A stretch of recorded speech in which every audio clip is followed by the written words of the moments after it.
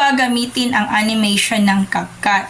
O ano ba ang animation? Ito ay isang uri ng CapCut kung saan binibigyan na ng additional movement, additional na pangpaganda sa i-upload mo na video or i-upload mo na picture.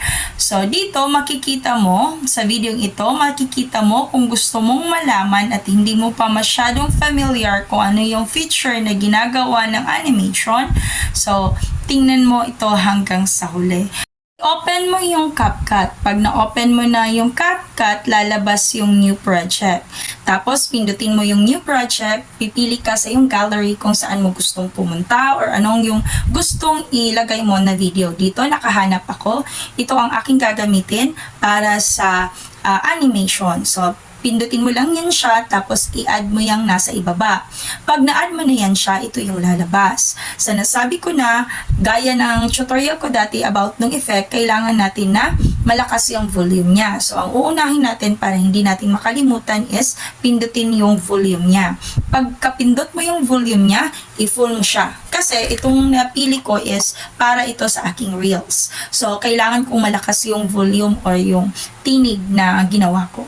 So, pag na-open ko na siya, so mag-i-edit na tayo. Titingnan natin yung feature ng animation. So, mayroong tatlong feature ng animation. Mayroong in, out, at combo. Dito sa in, marami kang pagpipilian. When I say in, ito yung movement ng video or ng picture na gagawan mo wherein pagka-open or pagkalabas pa lang ng video, ito yung lalabas. So, marami kang pagpipilian na nandyan.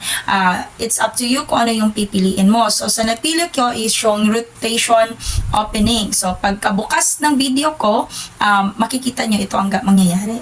So, bubuksan niya. Tapos mag-open yung block siya nung una, tapos mag-open siya for rotation. So, yun yung rotation opening. Tapos, dito naman sa out, marami kang pagpipilian. Ano yung ibig sabihin ng out? At the end of your video, sa dulo ng yung video, ito yung animation na magaganap. Ibig sabihin, ito yung mangyayari ng video mo at ang napilo ko is ang fade out. Now, itong combo, ito yung sinasabi ko na wherein pagkadulo, pagkaumpisa hanggang sa dulo, pabalik-balik yung rotation niya or pabalik-balik yung animation niya. Kung ano yung ginagawa doon sa video, yun ang mangyayari talaga hanggang doon sa dulo na sinet mo. So, dito marami kang pagpipilian. So, ang napili ko is yung tinatawag natin na 3D card 2 wherein yung video ko is magro-rotate siya, then may lalabas na medyo heart-heart. Makikita nyo ito kasi na-upload ko na yung reels na ginamitan ko ng purely animation. So, wag makalimot na kailangan nating i-delete yung CapCut na logo doon sa ending ng video mo. So, titingnan natin kung ano yung nangyari dito sa ginawa ko. So, pagka-open, magro-rotate siya para ma-open. Tapos, within my video, lalabas yung 3D. Tapos, pagka-end ng video ko is magpa-fade out siya. So, itong tatlong animation is nagawa ko ito sa iisang reels ko. Applicable din itong animation for your longer video. Ito yung magbibigay ng buhay or magbibigay ng other feature doon sa ginawa mong video. Kasi magmamatter kasi pag may something sa ginawa mong video, mahuhook yung tumitingin sa videos mo. So, importante ring malaman natin yung mga basic. Hindi naman gaano yung ganun ka talaga kagaling, pero at least alam mo kung paano siya. Pag naka-decide ka na, frame rate, i-adjust mo, code rate, i-maximum mo rin.